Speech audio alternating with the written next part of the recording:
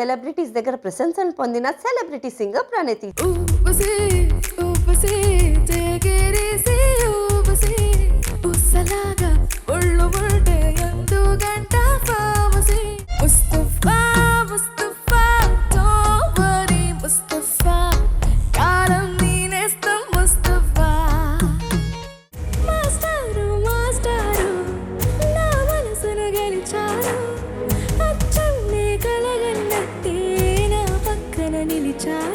పాడతా తీగ నుంచి అందరూ వస్తున్నారు. మా ప్రణతి ఎప్పుడు వస్తుందా అని వెయిట్ చేశాను.